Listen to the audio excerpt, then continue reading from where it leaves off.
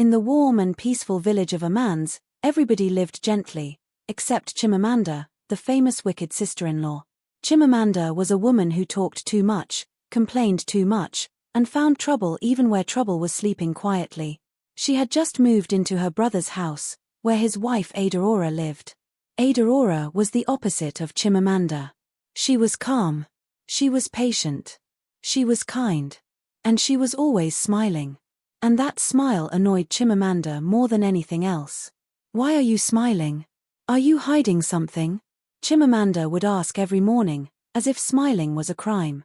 Adora would just laugh softly and continue with her work. But deep down, every neighbor in Amans said the same thing. One day, Chimamanda will meet her match. Nobody knew that the match was coming sooner than they expected. One sunny morning, Adora woke up early to sweep the compound. Before she could even take 2 steps, Chimamanda appeared behind her like a mosquito that refused to mind its business. "Adora, why are you sweeping like that? Are you racing with the broom?" she shouted. Adora blinked. She had not even started sweeping properly. Chimamanda grabbed the broom and demonstrated her own style. She swept left, swept right, and then did a dramatic spin like she was dancing in a music video. Dust flew everywhere, into her eyes, mouth, and even on her own wrapper. "Adora, look at you," she coughed loudly. "You made me do too much work." Adora quietly took the broom back and continued sweeping. Chimamanda stood there, hands on her waist, shaking her head as if she had just discovered a new kind of problem. Then she shouted loudly so the whole compound could hear. "My brother married somebody who sweeps like she is afraid of the broom." The neighbors laughed quietly. Adora smiled again. And that smile annoyed Chimamanda even more. Later that day, Adora cooked rice. The smell filled the air, soft and sweet. Even birds passing the compound slowed down like, who is cooking that?" Chimamanda rushed to the pot like a hungry lion. "Adora, why is the rice smelling like heaven? Are you trying to impress my brother? Give me my own. Give me now." Adora politely served her. But Chimamanda wanted more. Actually, Chimamanda always wanted more. She poured more rice into her plate until the plate looked like a small mountain. The neighbors looked at her and whispered, "If hunger was a person, it would be Chimamanda." Before Adora could sit down to eat her own food, Chimamanda stood up again. "Adora, come and take my plate. Wash it. I don't like seeing plates near me after eating. It stresses my spirit." Adora just smiled and carried the plate. "Why are you smiling again?" Chimamanda shouted. The neighbors shook their heads. One whispered, "If smiles were pepper, Adeora's own is peppering this woman." That evening, a strange new visitor arrived at the compound. Not a human. Not an animal. It was something small, very small, but powerful enough to shake Chimamanda's whole world. Adora noticed first. She gasped. "Oh no, she's here," she whispered. The small visitor crawled into the compound, quiet like a secret, moving toward Chimamanda's slippers. Adora covered her mouth. The neighbors peeked from their windows. Chimamanda, who was washing her hands and minding her trouble, did not know anything was coming her way. She stretched her hand to take her slippers. And then, something touched her toes. Chimamanda screamed. Not a normal scream. A scream so loud that it made a goat nearby jump and fall on its side. "What touched me? What touched me?" "Adora," she shouted, shaking her leg like she wanted to detach it. Adora looked at the neighbors. The neighbors looked at Adora. They all tried not laugh. Because the creature that touched Chimamanda's toes was the smallest, cutest baby lizard in the whole village. But Chimamanda didn't know that. She grabbed a broom, a bucket, a cooking spoon, and even a mango. Nobody knew what she planned to do with the mango. "What is it? What is it?" she cried. Adora slowly pointed to the ground. "Chimamanda, it's just a baby lizard." Chimamanda froze. "A baby, what?" The neighbors burst into laughter. Chimamanda looked embarrassed, but she tried to cover it. "It was a big one before. It changed into a small one. It is a witch lizard." Everybody laughed harder. Adora gently picked up the lizard and placed it outside the compound. Chimamanda swallowed and pretended to adjust her wrapper like nothing happened. But her pride had crashed that day. Oh, but her real match had not even arrived yet. Something bigger was coming. Something funnier. Something that would make the entire village shout. Ah! Chimamanda has finally met her match. Night came softly over a man's village. The moon was bright. The breeze was cool. Everything was peaceful. Except Chimamanda. She was sitting outside, fanning herself angrily, still upset about the witch baby lizard. Adora, she shouted suddenly. Why is the night so dark? Did you hide the moon? Adora blinked. The moon was shining like a big torchlight in the sky. Some neighbors passing by held their laughter like people holding sneezes in church. Chimamanda hissed loudly and folded her arms. I don't like the way today is going. Something is doing me, she complained. Adora smiled again. And once again, that smile annoyed Chimamanda's soul. Why are you smiling? Stop smiling Before she could finish her sentence. Boom. A loud sound came from the gate. Chimamanda screamed and jumped up like she sat on hot pepper. What was that? Who is that? Who is coming to disturb my night? She shouted, pointing her fan like a weapon. Adora walked to the gate slowly and opened it. What she saw made her eyes widen. Because standing outside was glowing star Madame Kairu. The match. Madame Kairu. The woman the entire village respected. The woman nobody argued with. The woman whose voice alone could make stubborn goats walk in a straight line. The woman who always said, if you don't have sense, borrow sense. She held a small bag of vegetables and smiled as she stepped in. Adora, my dear, she greeted sweetly. I brought you fresh vegetables for tomorrow morning. Adora smiled and thanked her. But as soon as Madame Kairu turned and saw Chimamanda, a slow smile crossed her face. Aha, she said calmly. So you are the famous sister-in-law I have been hearing about. Chimamanda straightened her wrapper proudly. Yes. That is me. Do you know me? Madame Kairu nodded slowly. Oh yes. Very well. In fact, the whole village knows you. Chimamanda smiled like she just won an award. Until Madame Kairu added. They say you complain more than a broken radio. Adora covered her mouth quickly. The neighbors near the fence bent down to hide their laughter. Chimamanda's smile dried like Gary under hot sun. What do you mean? She shouted. Madame Kairu stepped closer. You talk too much, she said plainly. You shout too much. You disturb your brother's house. And you stress this good girl every day. Chimamanda gasped loudly. Stress? Me? I am the one that is being stressed. This Adora makes me angry every day. She smiles too much. Madame Kairu raised one eyebrow. And her smile is your problem? She asked. Yes. Chimamanda folded her arms. It annoys me. Her smile is too calm.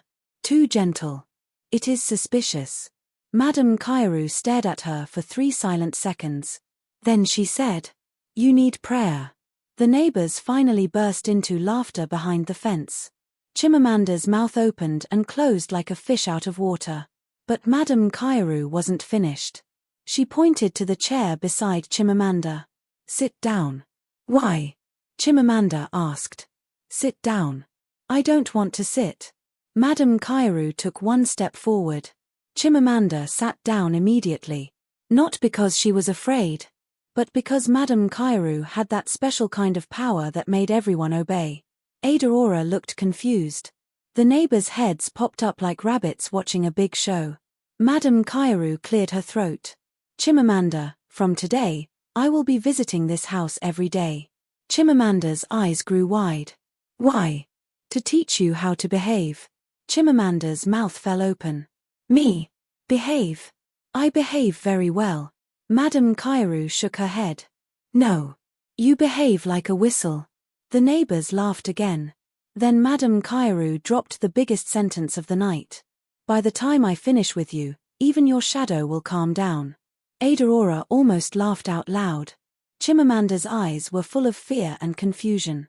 But Madame Kairu wasn't done. She looked around the compound and asked, "Where is your brother?"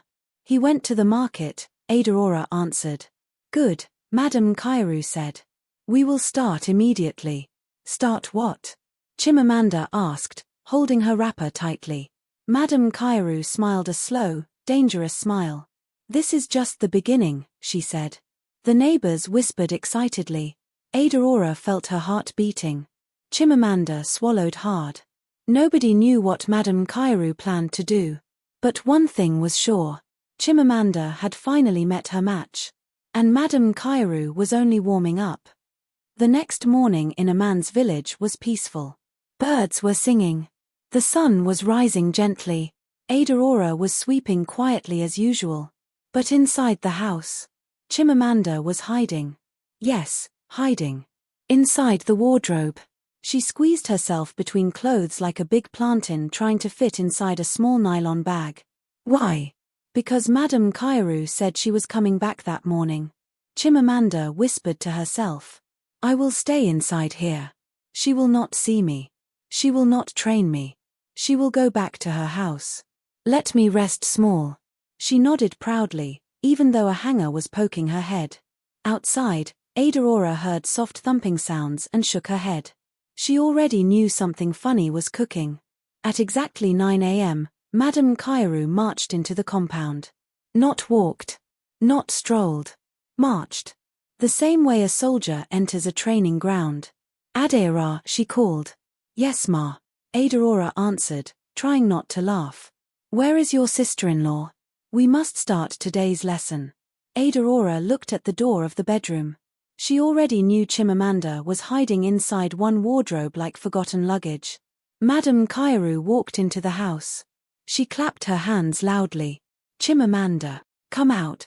A grown woman like you cannot be hiding. Come out before I count 2. Before she could finish, the wardrobe shook violently. Then, "Yeah." Chimamanda jumped out like a startled chicken, holding a shoe in her hand as a weapon. Her wig shifted to one side. Her wrapper almost fell.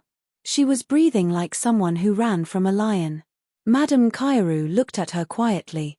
Then she asked, "Are you the sister-in-law, or a ghost?" The neighbors outside burst into laughter again. Chimamanda quickly adjusted her wig and wrapper, pretending nothing happened. "I was not hiding, oh. I was just checking something in the wardrobe." Madame Kairu folded her arms. "Checking what?" The air inside," Chimamanda mumbled. Adora almost fell from laughter.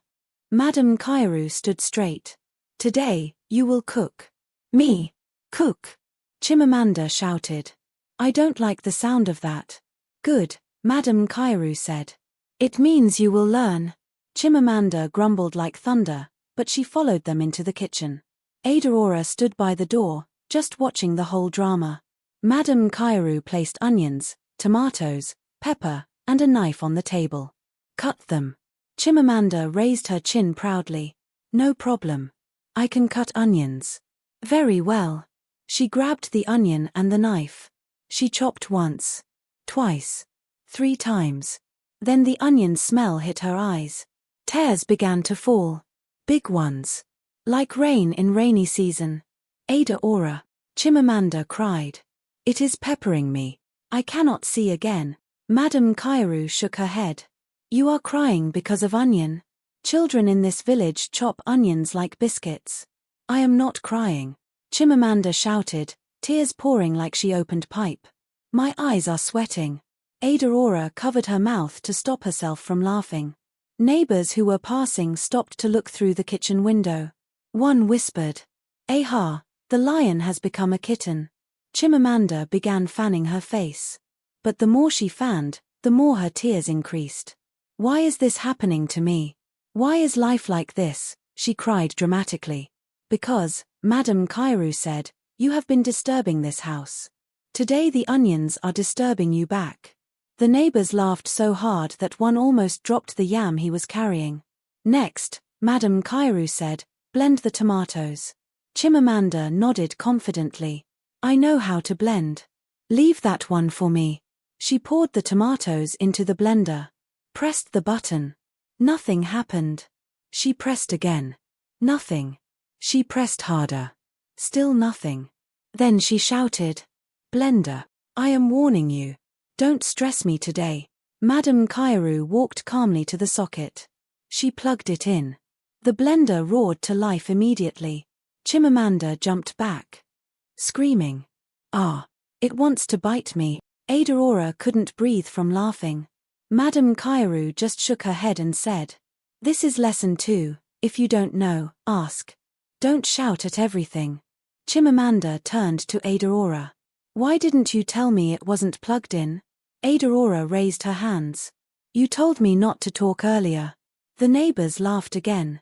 Chimamanda rolled her eyes and poured the tomatoes back in the blender. This time it worked. But the lid was not tight. The blender exploded tomato everywhere. On the walls. On the floor. On Adora. On Madame Kairu. And mostly on Chimamanda. She stood there, frozen, covered in red like a big walking stew. Adora looked at her. Madame Kairu looked at her. The neighbors at the window looked at her. Then, everybody burst into laughter. Chimamanda shouted, "Why is this happening to me? Why am I always the one?" Madame Kairu wiped tomato from her face and said calmly, "Because you have met your match." Chimamanda looked like she wanted to faint. But this was only the beginning. Madame Kairu had many more lessons planned. And Chimamanda wasn't ready. Not even a little bit. A man's village woke up early the next day, but Chimamanda woke up with one mission. Escape. She sat on her bed, rubbing her forehead like someone planning a secret operation. "I cannot stay here again," she whispered. "That woman, that Madame Kairu, she wants to finish me." She tiptoed to the window and peeped outside. Quiet. Peaceful. No sign of Madame Kairu. She smiled proudly. "Good. Today, I will run to my friend's house in the next village. Madame Kairu will not train me again." She tied her wrapper tight, carried one nylon bag with snacks, and tiptoed out of the house like a thief acting in slow motion. She opened the gate. Looked left. Looked right. Clear. She stepped outside. Took one bold step. 2 steps. Then, "Where are you going?" Chimamanda froze. Slowly, very slowly, she turned around. And there, sitting on a chair like a queen waiting for her servant, was Madame Kairu. Leg crossed. Hands folded. Smile calm but dangerous. Chimamanda's knees became weak like cooked noodles. "Ma! Ma! Madame Kairu, you came early today." "Yes," Madame Kairu said calmly. "I wanted to catch you before you ran away." "Me? Run?" Chimamanda forced a fake laugh. "I know now. I was just going to check the weather." "Outside the gate?" Madame Kairu asked. Yes, the weather is always better outside." Madame Kairu stood up. "Good. Since you like going outside, today's lesson will be outside." Before Chimamanda could protest, Madame Kairu pushed the gate wider and pointed at the ground. Lesson 3, Sweeping the Street. Chimamanda's jaw dropped. "Street? Me? Sweep? Outside? In public?" "Yes," Madame Kairu replied. "And don't worry. I invited your audience." "Audience?" Chimamanda shouted. "What audience?" Then she turned around. And almost fainted. Because half of the neighborhood was standing there. Children. Women. Old men. Even goats came to watch. One neighbor whispered loudly, "The show has started. Oh. Bring chair." Adora stood by the gate, trying so hard not to laugh that her cheeks were shaking. Chimamanda swallowed. "Ma!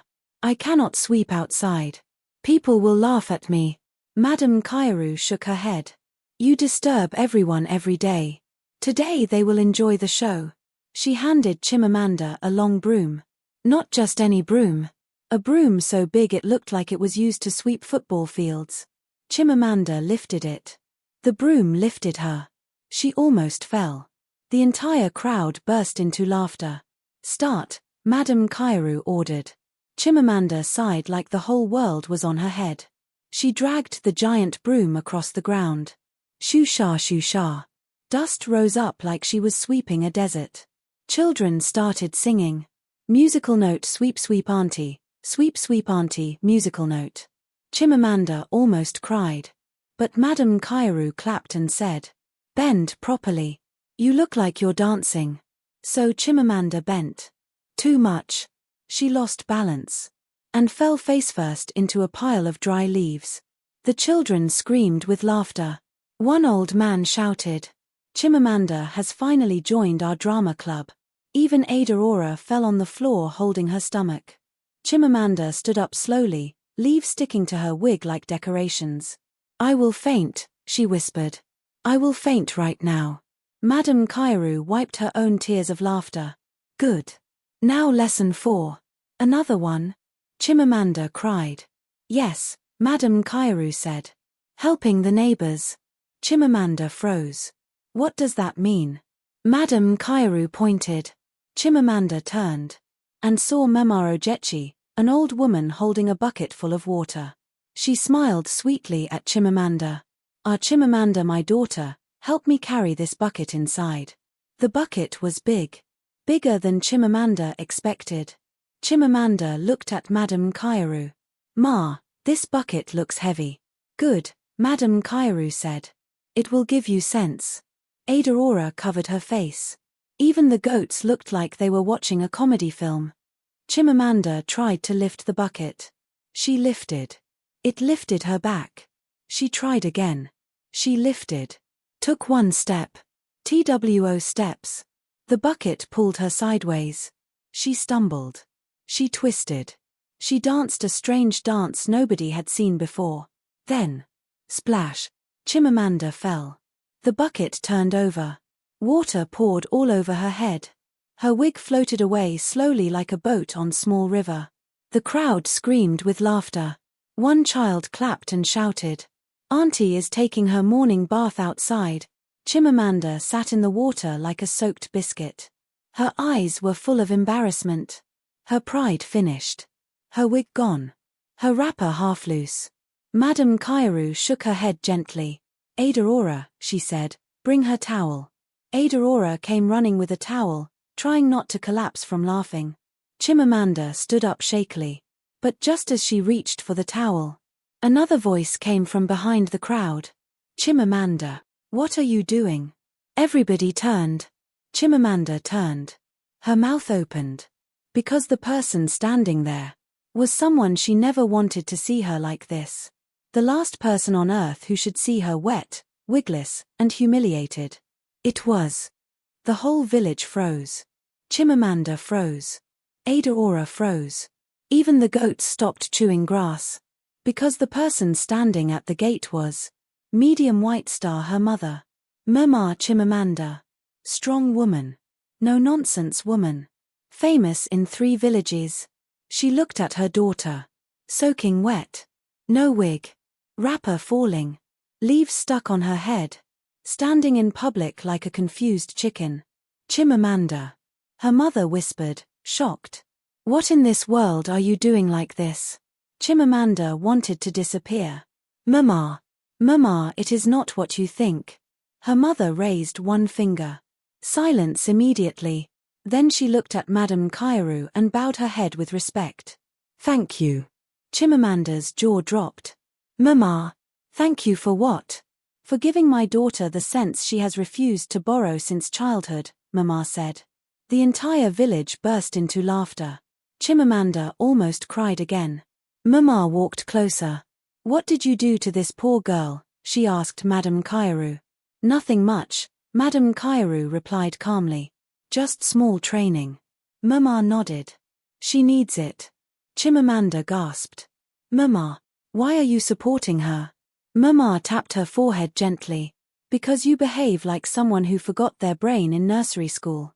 Adora is your brother's wife, not your house girl. You have been treating her badly.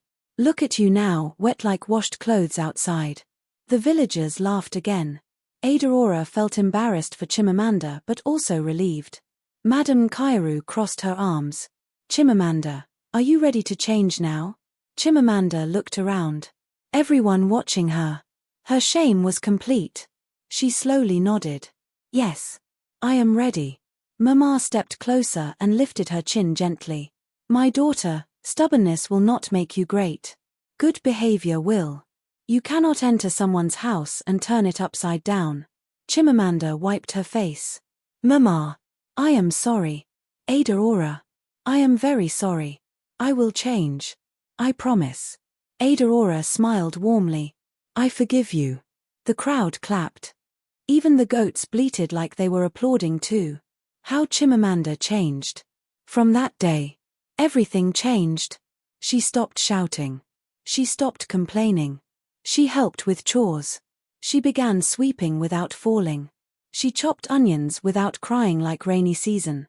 She even learned to cook without exploding tomatoes everywhere. Sometimes, she still made small mistakes. Like burning rice. Or chasing her wig when the wind carried it. But she tried. And she truly changed. The whole village noticed. One day, Madame Kairu smiled proudly and said, "You have graduated." Chimamanda bowed. "Thank you, Ma." Her mother hugged her. "Now I am proud." Adora hugged her too. "My sister." And for the first time ever, Chimamanda said honestly, "My in-law, thank you for loving me even when I was difficult." They laughed together. The village cheered. And peace returned to the house like fresh breeze after long heat. Moral lesson. Respect people. Do not treat others badly just because you think you have power over them. Kindness will always win. And sometimes, the person you are troubling today will be the one you need tomorrow. If you enjoyed this story, don't forget to like the video, drop a comment, share with your friends, and most importantly, subscribe to my channel for more amazing stories. Your support helps me create more exciting African tales that will make you laugh, learn, and enjoy every moment.